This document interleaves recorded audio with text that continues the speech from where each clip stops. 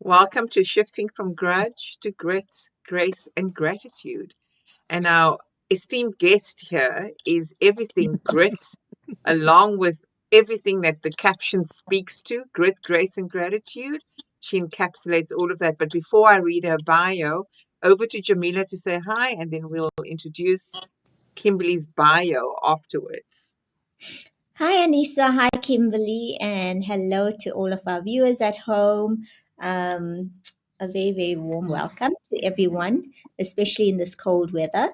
And for all of you who are enjoying the beautiful summer vibes, I'm terribly, terribly envious of you and can't wait for our summer to come in. Anissa, thank you so much again. We've got an exciting guest on today, and we can't wait to hear her story. So, without any further ado, I'll leave you to it. Yeah, and today's topic is from triggers to trust, and where we're healing with science, soul, and sparkle. The triple S factor, hey? I would call that the triple S factor. So we're welcoming Radiant Kimberly Rush. She's a registered nurse, former childbirth educator, a doula, energy healer, and author of Dare to Be Her in caps. I'm wondering what her stands for. And then we'll endeavor to cover, as we say, whatever's here, but we really do go with our guests in the unfiltered, raw, authentic flow that they want to be here on this segment. So we'll honor that. Just a little bit more. She's been serving women in maternal child health since 1997, a spiritual seeker, definitely an author, as we've said, with a deep passion for holistic healing and personal transformation, a multi-passionate entrepreneur, also the founder of a mobile fairy hair styling business that empowers women of all ages to feel confident, uplifted, and sparkly from the inside out. She artfully blends science, soul, and sparkle to support women in reconnecting with their worth. Remember, people, it's not the triple X factor here, it's the triple S factor, as well as radiant and alignment. Her book, which is Dare to Be Her, is a heartfelt love letter to every woman ready to reclaim her confidence, authenticity, we in good company, and power. Kimberly's signature program, From Triggers to Trust, serves as a nervous system sanctuary, a soothing balm for overwhelmed, stressed, or emotionally drained women. I feel like I can be all of those at some days, seeking to feel safe and at peace in their bodies once again. Welcome, Kimberly. Over to you. Start wherever you want to. Thank you so much for having me here. I'm delighted. Likewise. Yes. What a journey this human experience is, right? Yep, yep. Yeah, I you what a beautiful introduction. Thank you so much. Um Thank you. I have, the title of your show, your podcast, really spoke to me as someone who has experienced a lot of contrast, as like Abraham would say, right? Trauma, things like that growing up. And I'm at a place in my life where I just have such a deep well of gratitude for everything, for all of it. And without it, I would not be who I am. And so through this experience, this journey of expanding and growing and learning and changing, I really wanted to share some of that wisdom. And so here we are with this beautiful book, which helps women. It's called Dare to Be Her, Unleashing Your Confidence, Power, and Authenticity. So it's really helping in a very tangible, practical way for women to connect in to those parts of ourselves I would say, I've experienced 49 years on this planet, and so many of us have grown up and we put on these masks and we kind of had to shape ourselves into whatever was needed for survival in that moment, right? And so we dimmed our light. We, um, turned down our voice, and we kind of stepped away from our authentic self. And so it's an invitation to connect back into her and feel empowered. And it's, the wisdom that I've learned along the way. And then the same with the nervous system program. I experienced getting really sick from mold poisoning in a home that I lived in. And that went down a whole cascade of things for me, of big impact of changing my world. And even though I had already worked in healthcare, I learned so much. And part of that journey was nervous system regulation. And, even if you haven't had a health crisis, we live in a world where there's so much going on, so much overstimulation, and then we're on our devices, and many of us have lost our connection to nature. And so, I would even ponder that, let's just say feeling good, feeling good in the body. There's so much that's happening with the nervous system that we may not even be aware of because we're so checked out from what's really going on in here. Our body is such ancient wisdom, and we're so much more than our body.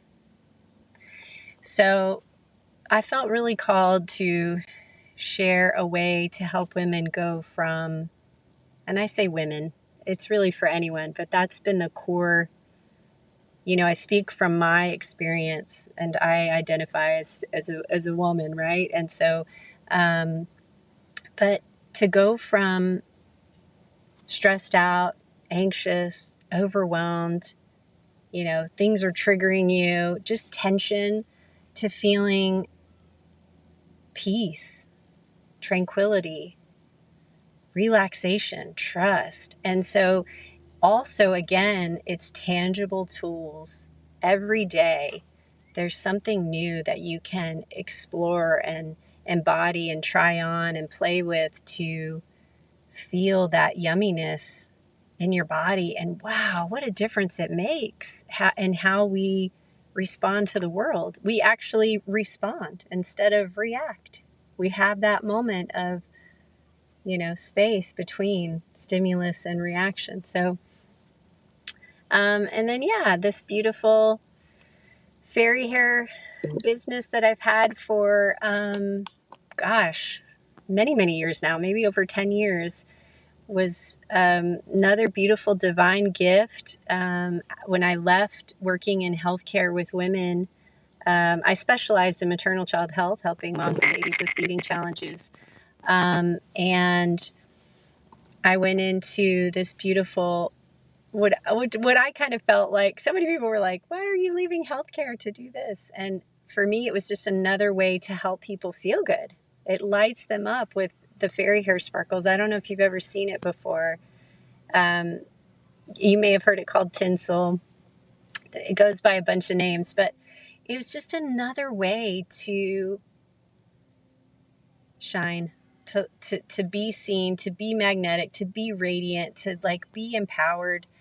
And then that led me to, I had so many people asking me, how do you do this? This is amazing. And so I created an online course where I teach people this beautiful magic. And I have a book coming out about it as well soon. So, yeah. That kind of just was a reflection to your introduction. That's amazing, Kimberly. I just love the way that you balance two like kind of opposite, stances in life. Like your work beautifully combines science along with spirituality. Um, and I Right. mean, a lot of people, especially in the more scientific fields, would think that the whole spirituality, esoteric fields are all woohoo. Um, Yes. Hippie kind of stuff, that sort of mindset or anything. And it's very difficult to be able to balance the two and bring them to and to make sense for, in your relation of the two people. Um, how do you find that balance, especially like in a world where it's difficult between the two? I'm sorry, you cut out. Could you repeat the question? There's quite a bit of white noise echoing. Is it your side? I can hear it. I can hear it, It just but I'm not started. sure where it's coming from. Listen, this is the woo-woo stuff we spoke I was about. gonna say perspective is everything. So heavenly helpers are intervening here. Yeah, I think too many people have too many comments about that bit. Yeah, I was just asking you, like, how do you find that balance between the two, um, Hmm. where it's often like quite a distinctive separation between the two in terms of views and thoughts from different perspectives. Yeah, what a great question. Um, I think it's exploring and remembering who you really are, and you know, and letting go of these conditions. It's really all just a program that we have running the mind in this reality. So, if you're connected into source and intuition, it's effortless. You just are. You're just there.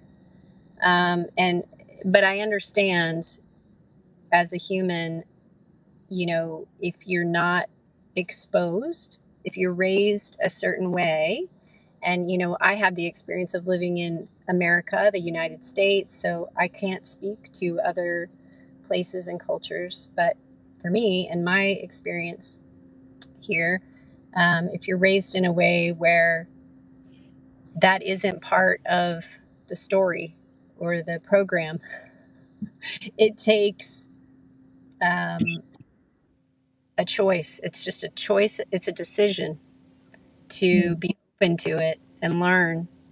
And mm. then, you know, you find what resonates for you.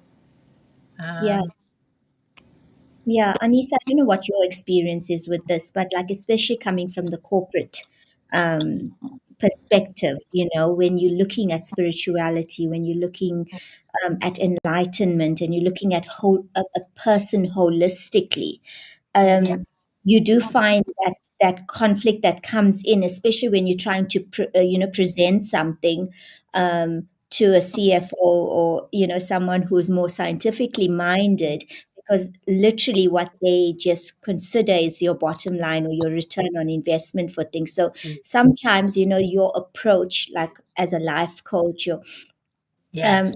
isn't as welcoming as you would expect it to be. But I mean, I've found that it is becoming a lot more progressive, where people are now becoming a lot more open-minded and understanding the value of um, creating that balance between the two worlds, and the importance of acknowledging that for us as individuals to be able to um, you know be at our full potential. See, it's coming through again. It's that noise again. I think the universe is certainly speaking here, but I echo your sentiments, Jamila, because when we're in the personal growth, development, transformation spaces that we are in, it has to be almost the tangible, and we have to make an intangible tangible because esoteric or spirituality is seen as an intangible.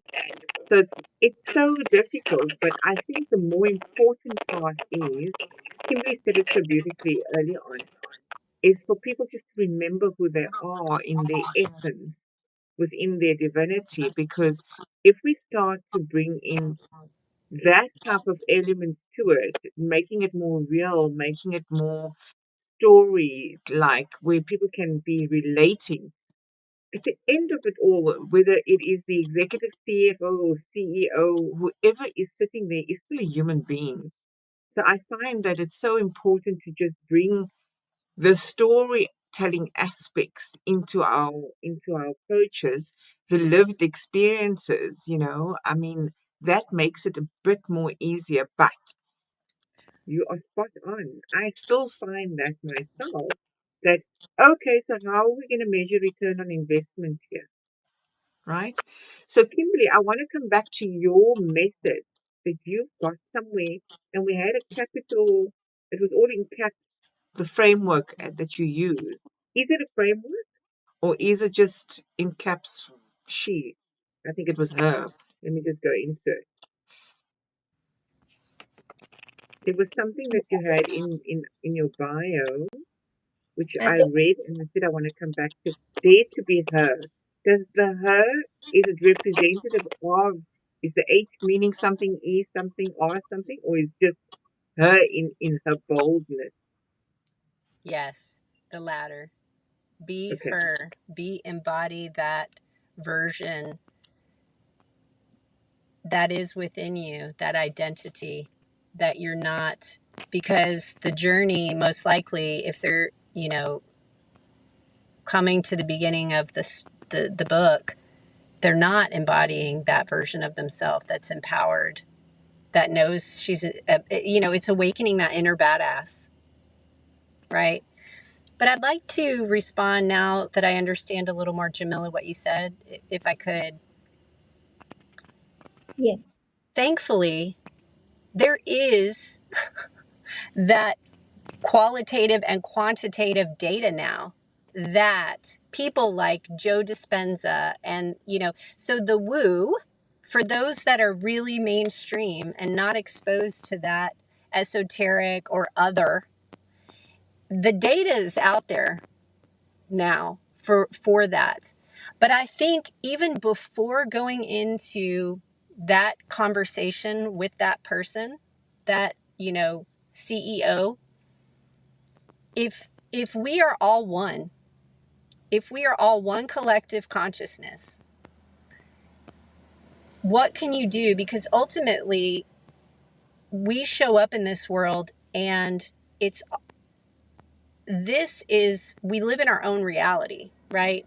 This outer 3D. So if we're connected in with us, and before we even go into that meeting, and we're visualizing and thinking, this is how this meeting is going to go, and let me show up for those who are ready for what I have to offer.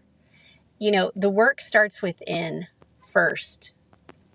And then, like you were saying, Anissa, it is, because we are so much more than this physical body, if we are embodying and being and vibrating, because we do live on, you know, besides being spiritual beings, there's vibration, there's energy, right? So, like, it's like, I heard it once described as our energy is like a perfume, and it enters the room before we do, right? So that signature scent of who you are comes in.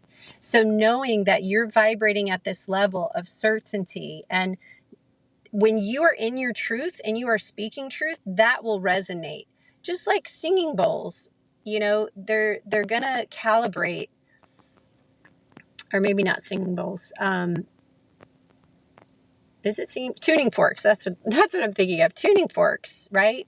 they will eventually, what's around them, start resonating together. So it is possible. And then also just loving and forgiving. If someone's not at a point in their journey where they're ready to be open to receive what you have to offer, no worries. Just keep being you and keep staying open and being in your truth. Um, that's Kimberly, where I'm at in my life. so, Yes. so let me then pose this question Yes. because, you know, when we're delving into the spirituality, esoteric world, um, we move away from status and prestige and accolades and Yes. achievement and titles and Yes. labels and constructs and forms, etc., etc. Yes. So I'm going to throw that at you. Who are you, Kimberly, without any of that, without that bio that you have just read us about you today? It's a Yeah. loaded question, I know, but I'd love to hear your perspective. I am divinity. Hmm. As I see you, Anissa, and as I see you, Jamila, we are from source. We are source energy in human form. And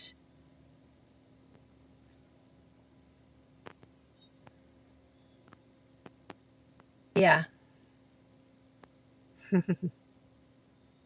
It's beautiful. Jamila, I mean, Yeah, I've got goosebumps here. and so powerful as well because we come into this world knowing this in its yes, entirety, in absoluteness, and then we become so brainwashed, I would say, that we forget who we truly are yes, and whose creation we've been made and the power we've been gifted and blessed with. yes, I think that when you start to rediscover that, when you start to unlearn everything that has been programmed into you, yes. that's when you truly start radiating at the level that you were meant to.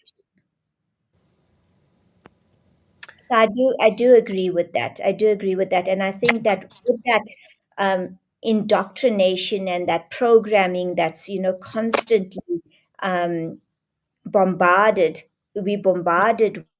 What happens is that this huge big vessel that we have come into being with starts to shrink, and it starts to shrink to such an extent that that light that was meant to be within us, that divine light, that divine power, that energy that's meant to be there and assigned to us, cannot fit into that anymore. And so it's up to us then to start to do things, to start to educate ourselves and to relearn stuff about how we can expand that vessel so that that light may continue to pour in. I just have to, like, I mean, your point and Ash's comment, isn't that just profound? That as you were saying that, speaking that truth, Ashif is from Canada, and so he's joining us from North America. And I don't know how far that is from Florida.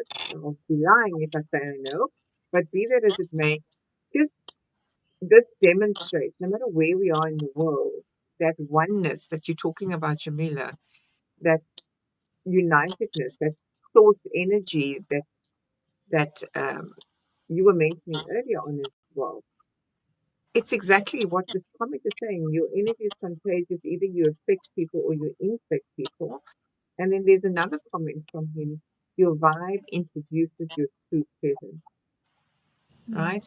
And that, I think, alludes to the earlier point. It doesn't matter what that corporate or client or prospective buyer, if there is alignment in terms of your own energy and theirs, and they are ready to accept that call and heed that call that the universe is sending them, we can put all those constructs away. It will be aligned. Absolutely, Anissa. And I think just to add to that, like once you're in that zone of utter and true belief in yourself and your self confidence, I'd just like to add then to Ashif's comment about your vibe. Sorry, can you put that back on? Yeah. It's not just your vibe which introduces your true presence, but your vibe and your tribe, which is always so important because that's what you're attracting towards you. Those positive vibrations and that illuminating um, energies that you surrounded by changes everything about the situation that you are in. And I guess that's one way of also looking at what manifestation is, right? Because once you have all those into place, then you're just attracting everything that you want, and rightfully deserve. So I, back I to Kimberly. I mean, what are your thoughts on what Jamila is sharing there? well, I would say that we're always manifesting. We are always. It's so knowing that yes, we are energetic beings. We emit a frequency. We are electromagnetic beings, and so whatever state you're in, whatever's going on in the mind is what is going to create. What you can see in the mind, you hold in your hand. I believe, I can't remember if that was Bob Proctor or Neville Goddard who said that. Either way. Uh, so, whatever, if you're in a state of lack and anxiety, well, guess what? That's what's going to be reflected back to you. If you want something different, that's when you decide, oh, okay, this is what the world is showing me. So, what? It's just a mirror for what's going on inside. So, yes, in that regard, if you want something different, then you do that by going within. Kimberly, I mean, we captioned today's conversation from figures to trust. So, I mean, I always like to refer to figures being our treasure. It's the treasure that we're seeking and don't realize it's taking us, it's leading us somewhere. So when you refer to, or the caption that we have as figures to trust, can you speak more about that? The last part of what you said cut out. Could you repeat it? It's how do we go from figures to trust? Oh, how do we go from triggers to trust? Thank you. Sorry. Um, yeah. Well,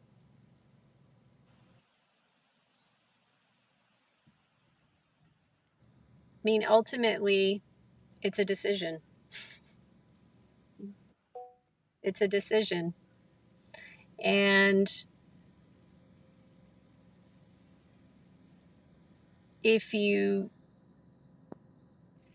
want someone to be there with you, to help you to feel that community, that companionship, that guide along the way, that's what I offer in the program, as well as tangible tools, which include things like breath work, which connects us to our body and allows us to go from our conscious mind to our subconscious mind. And there are other tools like somatic tools, things you can do physically with your body, of how you move your body, how you um, tapping, EFT, emotional freedom technique. There are so many beautiful gems in there, journaling prompts for you to have self-discovery and affirmations. And, I've been, and a way to do them. All of it is, I've been in a deep dive in my own life right now on really studying the power of the mind and manifestation and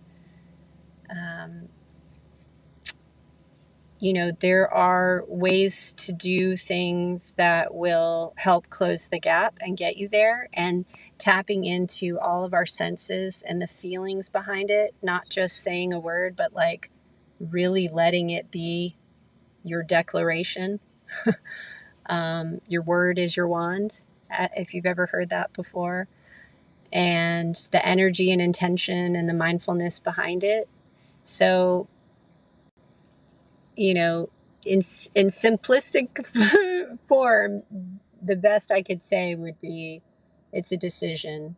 And if you would like support with that, I'd be honored to share this with you. This From Triggers to Trust. It's only $27 right now for you to get a daily delivery in your inbox of beautiful reminders of how to bring yourself back to that inner sense of peace. And what an amazing way it is to live in this world when you feel regulated and calm and peaceful and grateful. You're able to feel that gratitude. That was the first thing we talked about here. Gratitude. Slowing everything down to the micro moments of gratitude. I woke up today. Wow. Look at this beautiful vessel I have been gifted. Wow. And I have all my fingers and toes and limbs and faculties, and have immaculate health. And I have a car, and my car started today, and all of those little things. I have clean water to drink. I have, and it could go on and on and on, and the snowball effect, and just that field of energy. It's so fun to play with it. And just play with the universe, and see what comes back to you. Try it on. If you've never done it, try it on. It's what a gift. That's lovely. That's beautiful. And yes, it is a gift, isn't it? I mean, I think we get so caught up in our day to day that we tend to forget that. And yet, that's something that should be at our core, that we should be, maintaining every day to verbalize it. Um, your fairy hair business. Let's talk about that for a bit, because it's such a unique and joyful expression. How did it come to life, and what did you what have you seen it awaken in the women that you serve out there? Yes, thank you. And just Well, before you go on, sorry, I think there's a big misconception about healing, and that healing has to be heavy. yeah, And I think what you're bringing here is a very playful and sparkly lightness to the whole process. So maybe just speak to us about that, and why is joy such a powerful part of transformation? yes. Thank you for tapping into that. Absolutely. So the journey started, I want to say it was 2013. My daughter, I have two girls. My oldest daughter at the time was a teenager, and she saw these little sparkly glitter strands in someone's hair and said, "Mom, what is that? I need that. I want to do that." So we, bought her a little kit online, and she learned how to do it and was like, "Oh, I want to do this." So we, created a little business for her. And long story short, she really didn't want to have a business doing it. She just wanted the experience of it. But I saw the value in it, and what it does. It totally transforms you and lights you up. You're able to see. So the women that sit, and not just women, because we do sparkle men. There are men who get it, whether it's their beards or their hair. And so um, when they sit in the chair, and then it's really just this transformation that they go through, because they're able to see a different version of themselves, a new identity. It brings out that inner sparkle and lets it shine on the outside. And it's so fun and playful. And so when you're walking in the world and you have it in your hair, people are like, oh my gosh, what is that? I love it. And it's a conversation starter. They want to come up to you. You're magnetic. Maybe you feel awkward talking to people. Well, this is your conversation breaker, right? Your icebreaker, because it's like a magnet for finding your tribe, right? Oh, you're fun and playful too. And I use the term fairy hair, which is just what we chose to call it, and we actually used to dress as fairies and create this whole magical, whimsical experience for the clients to be able to tap into that inner child and that joy. Exactly what you said. So,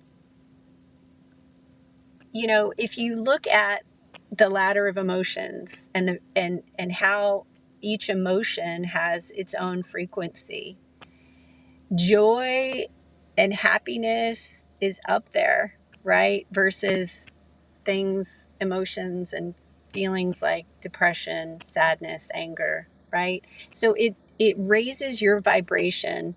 And as we already talked about, like, we are energetic beings. We operate in an energetic world. And so when we're feeling good, that's what we're putting out to the universe, for the universe to give us back more things to feel good about, right?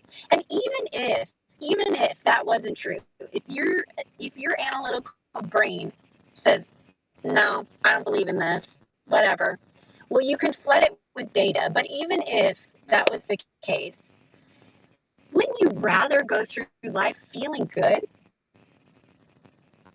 than not?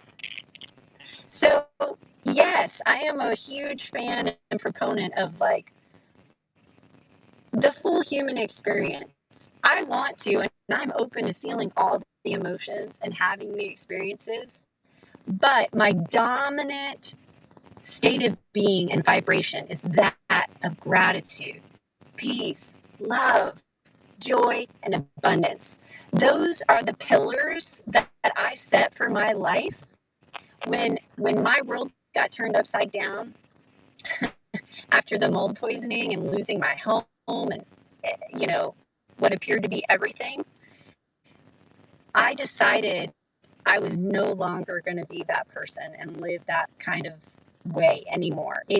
It was a radical change. And so the pillars of what, that I once had, which was that conditioning of striving for, you mentioned it earlier, Jamila, of like the good paying job and the income and the things, right? The material thing, that does not matter. What matters are those states of being: peace, love, joy, happiness, gratitude, abundance. Like, that's what I cultivate in my life. That's what I feel. That's what I put out there, and that doesn't mean that when sadness or things come up, I don't respond, but I don't dwell in it. I dwell in those other pieces. And so I would love to invite any of you watching to be open to that every day and see how your life will change.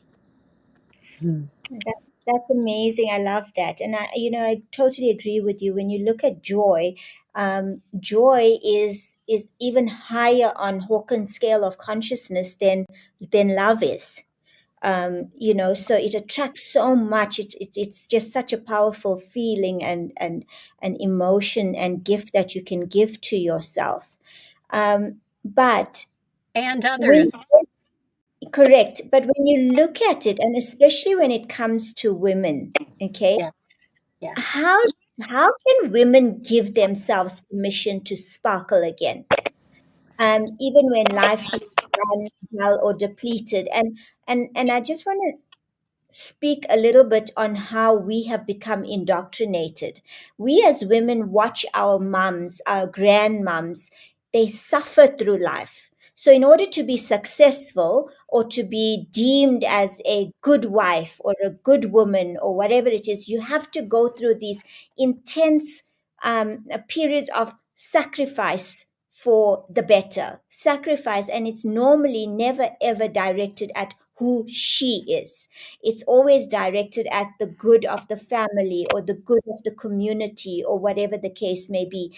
And we as women, young girls, we watch this woman who is goes through her day-to-day life sacrificing, and that is all we see. We don't see beyond the mum or the grandmom. We don't see beyond the wife or the daughter. We don't see that little girl Mm-hmm.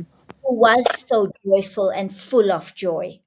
Mm-hmm. So how, and then what happens is that we repeat the process, okay? Because we too want to be successful women, and we repeat and continue in that terrible vicious cycle. So how is it that women can allow themselves to see this differently, um, and to honor those women in their life by giving them the time, by giving them the permission to feel that joy and to sparkle again?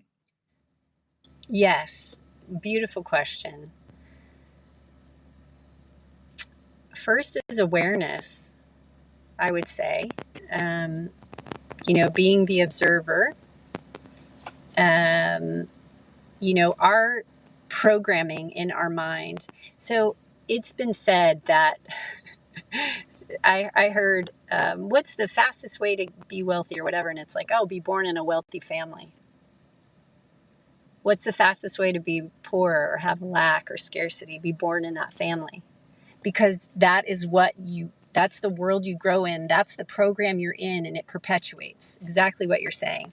But those beliefs and ways of thinking and who you are, that identity is planted into your subconscious mind when you're so young.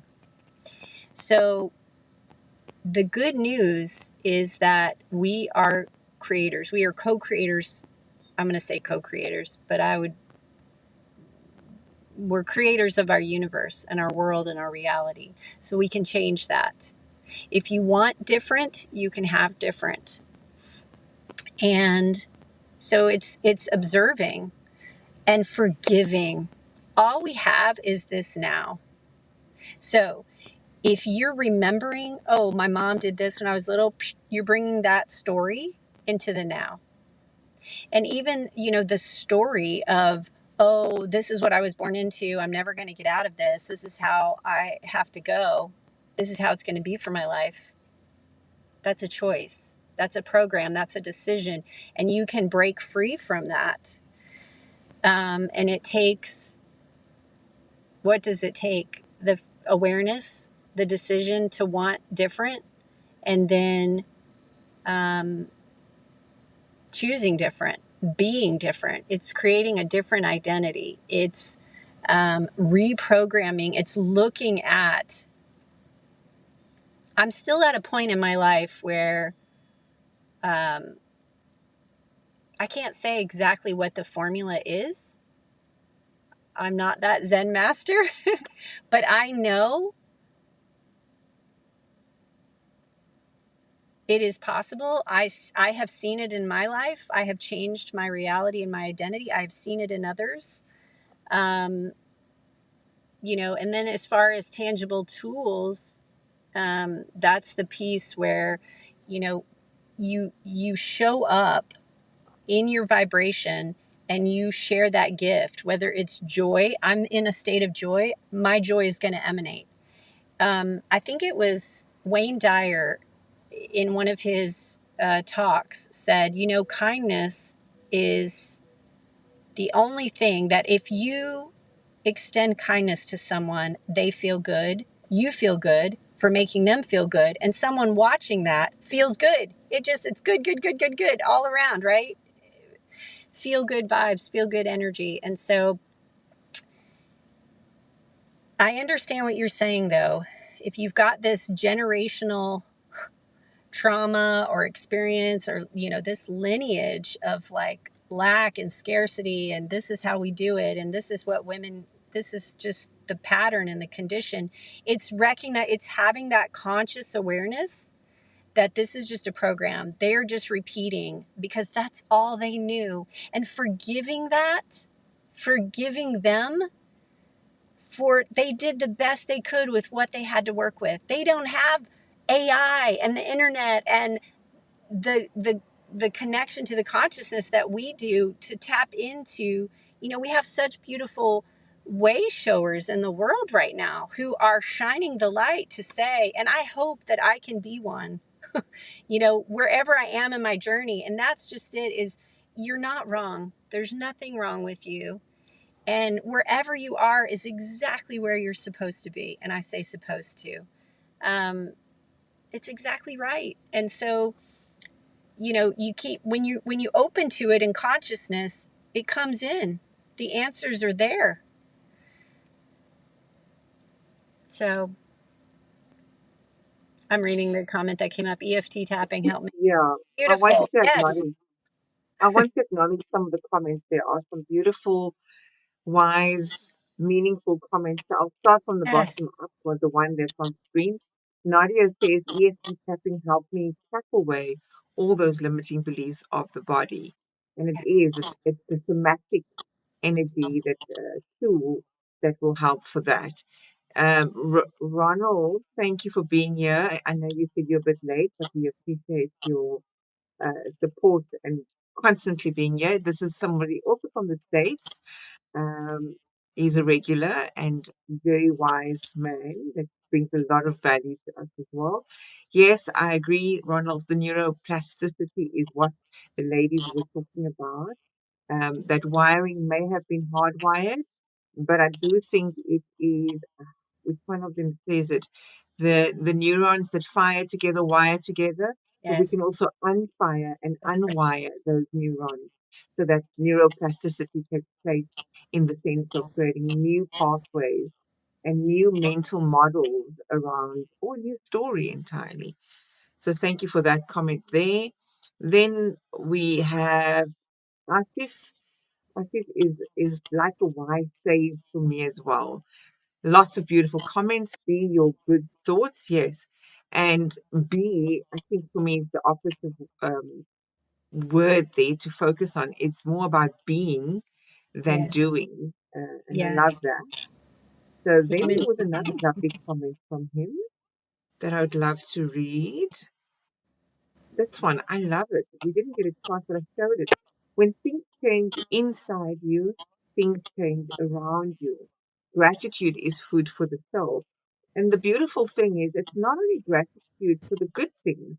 And I know Ashif is implying this because I've had conversations with him, um, that we need to be grateful even for the perceived not so great experiences, because they are there as catalyzers for us in our lives. And then we've got, what else do we have? This is another very amazing comment. We are indeed our own source creators and co-creators with forces of the universe. Purity of purpose prevails. Amazing, amazing. Lots of depth there, and we can come back to responding to it. There's some more comments. This is what's it? Hashtag mindset. This is a definite hashtag replay. Yes, thank you, Ronald. So I don't know, have we lost our guest? Yes, we have, unfortunately. Thank you for those that are here on Instagram. We do see you. We would love for your engagement to come through. So any comments, experiences, anything relevant to this conversation, don't hesitate to add. We have lost our guest, I think, temporary. I think it might be a connectivity issue on her side. But what a conversation, right, Jamila? I mean, there is lots here to think about. Lots to think about. You on mute. Hi, can you hear me now? Yeah, Yes. there's just so much to talk about and think about and to share, not just here, but like these are such great conversations to be had, not just with our friends, our colleagues, or whatever it is, but to our kids as well. Mhm. And to start to change perceptions, I suppose. And I just, what I loved is when she started speaking about joy. because we tend to forget about that. We tend to forget about that, and we tend to deprive ourselves of giving us the permission to feel that joy, Yeah. and to feel that joy in any surrounding, any state of being that you are at, like even when things are bad, just to allow yourself to feel that joy, because what that joy does is that it encourages you. It encourages you to change the dynamics. It encourages you to shift the energies. And there was a really nice quote that I absolutely loved, and it says that joy is a form of resistance. And I truly, Talk to me truly more about believe. that. Just talk more Hey, about that. sorry. Awesome. Talk that a bit. Joy is, Joy is a form of resistance. wow, I've never heard that. And it feels like there's a polarity in that. It's like, how can joy be exactly what you've just said? Because it gives us the energy for change. It actually gives us the energy for change. Think about how you feel, like, say when you might be experiencing the worst or going through a terrible time or whatever it is, and then you get to spend an afternoon with a friend, and you start to chatting, and you remove your thoughts from the predicament that you're in. And how Yeah. many times has this not happened to you, Anissa, where you just get caught up in that moment, and you start to enjoy yourself so much, because you're almost taken back to a time maybe in your childhood, and or when you reconnecting with your inner child, and you forget. But that feeling that you start to experience is something that motivates you, inspires you to try and change the current situation that you're in. And in that way, I find that it's a form of resistance. No, absolutely. I mean, I'm just reflecting. If you think about the science behind it, I don't remember which neuroscientist on which program that I was on, but he says to pattern interrupt, to move out of suffering, out of fear, doubt, limiting beliefs, and to flip that script is to think about something that brings you joy.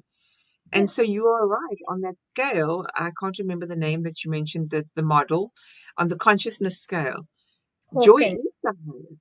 Yeah, Hawkins, there we go. Hawkins scale of consciousness, that is the highest because we have forgotten how to just live in joy. And I must be honest, I got feedback yesterday from one of my longtime 2-decade friends, and I had messaged him and I'd said to him, here's where I'm at. This is what's happening. Bootstrapping in my business. I'm growing my business. It's tough, but he said to me in my tone of voice, he didn't sense fear. He sensed like happiness, excitement, Excitement. energy, like good energy. And he really appreciated that because no matter what's going on, we have to still show up. We have to still be in that state of gratitude. And I think to Ronald's point here, that living fully is about having joy and gratitude. I almost think the two are interdependent of one another. You can't have the one without the other, right? Mm. Yeah. So I don't know if we're going to get our guests back, but I quite like. There we go. I'm I back. was just saying. Apologies. My phone overheated. So, Oh, you did say Florida is pretty humid right now, so or maybe it's just such a heated conversation that yes. But this happens. We've had many crazy things happen, so we're back, and what we're saying is our departure point was joy and gratitude are almost interdependent of one another. And what I was saying earlier on, Kimberly, is that we can pattern into that. There's a neuroscientist that I don't remember his name, forgive me, but he said that we need to think about something that brings us joy when we're in that space of fear, doubt, disgust, dis-ease, any shame, or anything that's giving us the opposite of joy or gratitude. It's to think about those joyful things. It can be a chocolate, people, for those chocoholics out there. I'm one. That brings me joy. A good Yes. quality chocolate. Yes. Sometime, depending on where you're at on the scale of emotions, the ladder of emotions, if you're in a really low place, it can be and feel just impossible to get to this really high state. So maybe it's just one small thing. Maybe what is one small, and it's reframing, reframing so much of things like gratitude.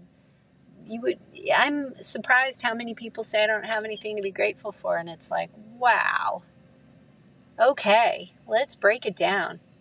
So really looking at that. If you didn't have a car, if you didn't have a home, if you didn't, it puts things like into perspective. Yeah. So yeah, just the littlest things. It doesn't take much. It doesn't need to be anything ginormous. I think you're right, Kimberly. And you know what? I listen to a lot of the Stoic wisdom. And what they say is for you to elevate your level of gratitude and grace and joy, state of being, is when you can almost anticipate loss, something that is not no longer going to be in your life. Because when you can anticipate it, you will appreciate it more. So if I didn't have the home anymore, or I no longer have a car, as you say, or my kids are no longer at home with me, even though they drive me insane for the most part on many days. But if they're not here, empty nest syndrome, what's then? So Jamila, I mean, what are your thoughts around that? Anissa, I just want to share something with you. I was watching and the other day, and it was about this 80-year-old woman. Okay, Hmm. and she said, "I woke up in my 38-year-old body." And I woke up and my kids were not the age that they were all young again, and they were messy and loud and noisy and annoying me early in the morning and waking me up, and things that I would normally feel was so irritating and I wish that they wouldn't do. I sat there in awe, in gratitude, and I soaked it all in. I looked at my husband and he was younger, and I appreciated the relationship that we had. And she goes on to explain the day about how she had dropped the kids off and by being late, and how she looked at it through different eyes because of the experience already, and hindsight being the perfect sight. And then she speaks about the best part of the day was when she picked up the phone to call her mum and listen to her mum's younger voice, to listen to her mum's voice, Mm, because at 80, her mum was no longer. And just to have the chance to say, "I love you," over and over and over again, it brings you back to reality, right? About how much we take for granted, how ungrateful we become as we become so. Um, Enveloped and immune to the littlest of the most beautiful things, and I think this is also something that we as women forget, and we need to start asking ourselves these questions continuously about moments in your life that made a certain impact. Because, Anissa, we speak about that toxic resilience and how we continue and continue, and we don't realize how much we actually are, achieving in our lives. And just to be able to stand back and observe who she is and what she's accomplished. And if we are able to ask ourselves these questions, and there in that moment acknowledge and experience the shift that you feel in that time. So I think it's mm, about that, and it's about beautiful. us constantly asking ourselves this and constantly feeling, because we tend to become numb in our lives with the experiences Well, that we. So have a look at I, Ash's comment there.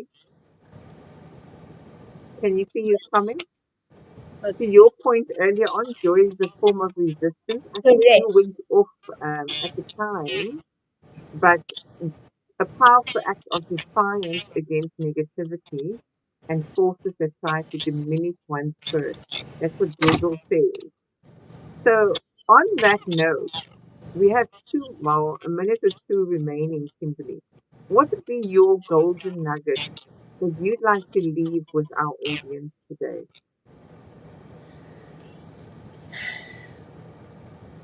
One or two, or however many. How, how about something that I've been hearing that I've needed to hear recently is there's nothing wrong with you. You're not broken. You're absolutely perfect. Mm, that's volumes. That speaks volumes. Yes. And I'd be honored if there's anything that we talked about today that calls to you Yeah. that you'd like to learn more about. You can find me at kimberlyrush.com. All my Mhm. beautiful offerings are there. I'd love to connect with you. Thank you so Thank you much. so much. We are Anissa, so grateful. me, I think for me, the one takeaway from today that will stay with me is that, that idea of healing being so heavy, Mm. um, but healing can be light and it can be beautiful and it can even be sparkly, as you say, Kimberly.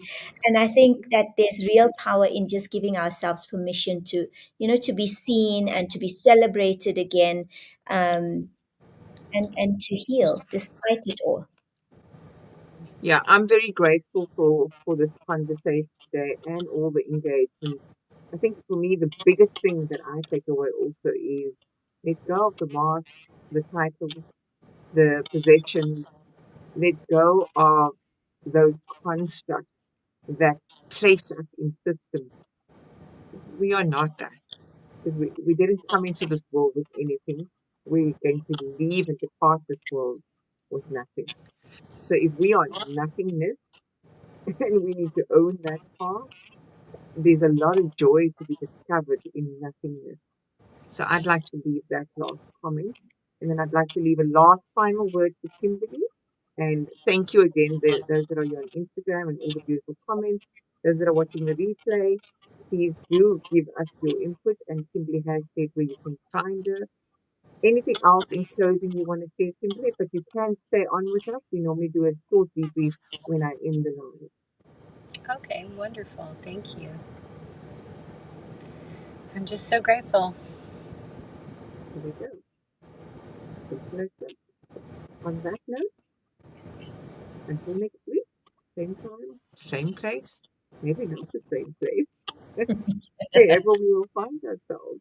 See you again, and thanks for your support in joining us. Bye for now.